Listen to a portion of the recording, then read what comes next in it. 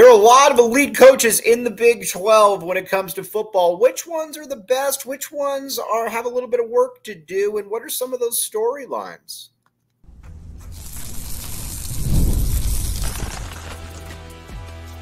You are Locked On Wildcats, your daily podcast on the Arizona Wildcats.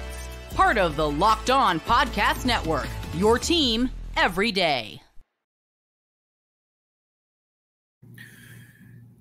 Thanks for keeping it Locked On Wildcats. I am your host, Mike Luke. This show is brought to you by FanDuel. Check it out, FanDuel.com. Again, FanDuel makes things a lot more enjoyable. Bet on games where you know that you've got a little bit of skin in the game. It is fun. Check it out.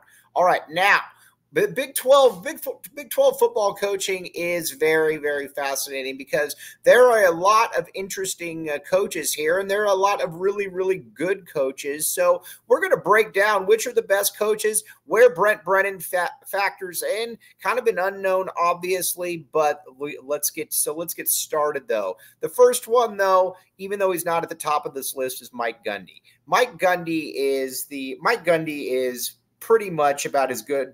Mike Gundy is an incredibly underrated coach nationally, and I don't think that he gets the love, and he should, because when you look at his resume, this dude has put together a lot of top 25 teams, a lot of top 10 teams, and he's done it in a fun way. He's been kind of the model of consistency, and not only the model of consistency, but also a guy who you watch him and his teams are fun to play. He puts a lot of guys in the league, and you can see this year is going to probably be no different. You got Ollie Gordon, and he talked about it, how his punishment was going to be that he was probably going to have to carry the ball 500 times in his first game. That stuff's just funny. Mike Gundy, though, an underrated coach nationally, and I think an underrated coach in the Big 12. Really, really good coach, though, all the way around. And like I said, probably somebody that doesn't get enough national love. Now, somebody that does get enough national love,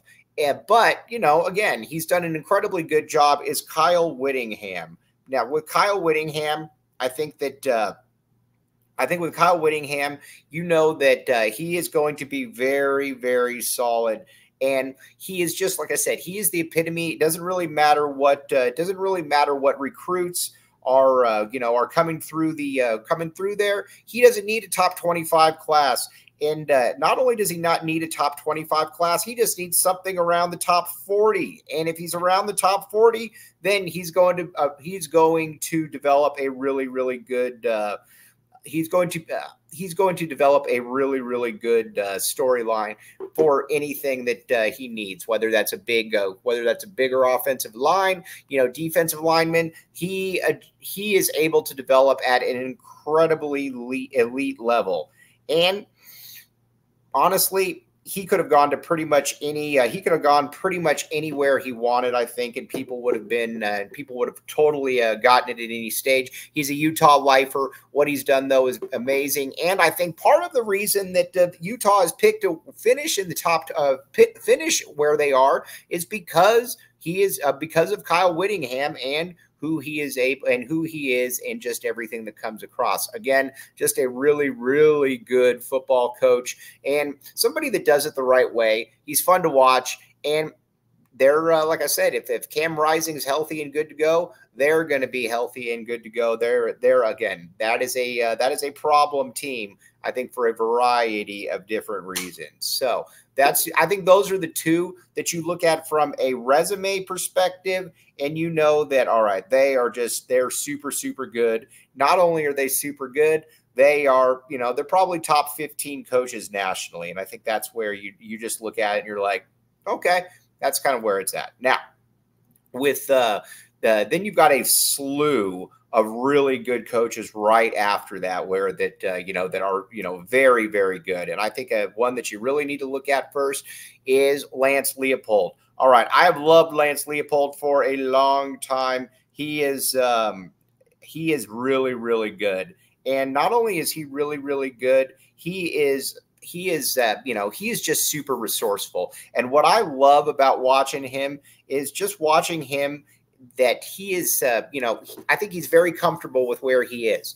He was offered that Washington job before Jed Fish was. A lot of people forget that. But he said, you know what? I feel pretty comfortable with where I'm at Kansas, and he should. He's got a really good quarterback. He's got a good running game, and he's put together just a very solid program. As long as Lance Leipold is at Kansas, they're going to be good.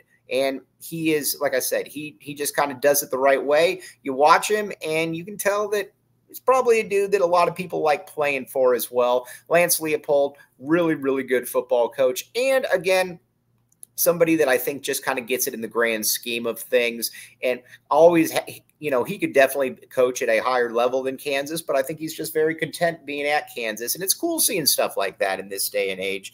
And when you see that, you kind of know what it is. Now, another guy is keeping it in state, Coach Klieman. Now, you look at his background, he is perfect for Kansas State and what they do. Coming from where he did, winning at such a high level at the lower levels, he is just the epitome of solid. But he also has a little bit of a flash that Lance Leipold might not necessarily have. Not saying that's good, not saying that's bad, but not a lot of coaches would run off of somebody like Avery Johnson. They probably just wouldn't do that. And honestly, not Avery Johnson, Will Howard. And Will Howard obviously found a nice little landing spot at Ohio State, but he knows what he's got in Avery Johnson. I like coaches that are bold. I like coaches that go for the big ticket. And when you go for the big ticket, that's what you were going for. Avery Johnson, I think, probably has a next level that I don't know that you really have with a Will Howard. So that's something to obviously keep in mind. But he's going for it, and I really like what he's doing. He's a super, super solid coach. And again, this conference is really, really loaded when it comes to solid coaches. And honestly, I think that that's what makes the stability factor so much more enjoyable as well. Watching all these guys, watching how this all plays out, and seeing that, these coaches, there aren't a lot of bum coaches, in the Pac-12, even just a few years ago in football, there were some coaches where you're like, You had your Kevin Sumlins, you had your Herms, you had your, Norvell. Guys like that, or that just weren't, that just weren't good enough.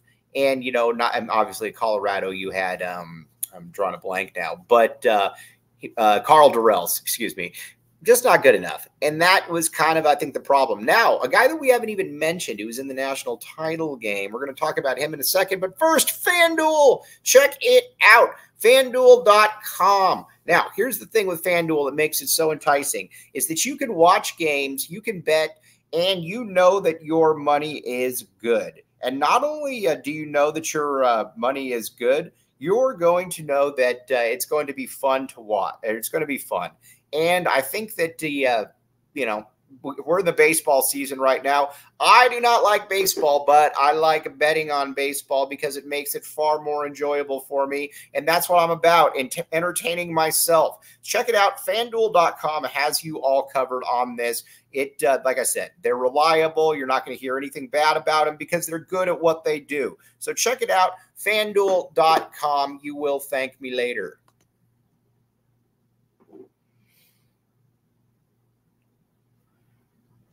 Thanks for keeping it locked on Wildcats and making this your first listen of the day. I am your host, Mike Luke. Okie dokie. Now, let's talk a little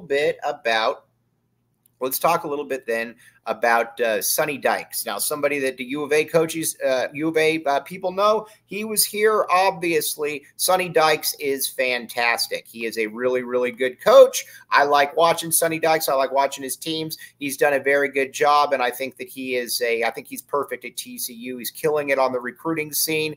There's a lot to like about Sonny Dykes, and Sonny Dykes is, like I said, he's just a really, really good coach.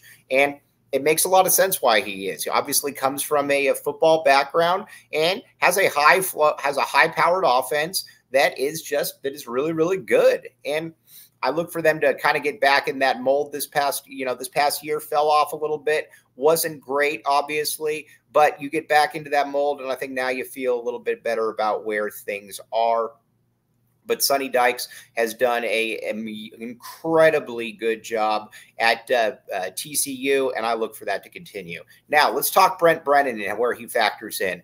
I don't see why Brent Brennan can't be in that coaching tier. I really don't. I think Brennan is like I said, I have a very hard time seeing Brent Brennan falling on his face. Now, will he be great? Maybe not. But I have a hard time seeing him fall on his face. And I think he fits in very, very well in the Big 12. And that's the thing that I think you need to keep coming back to is how do they fit? And, Brent Brennan, I think he knows the lay of the land. I think that he knows that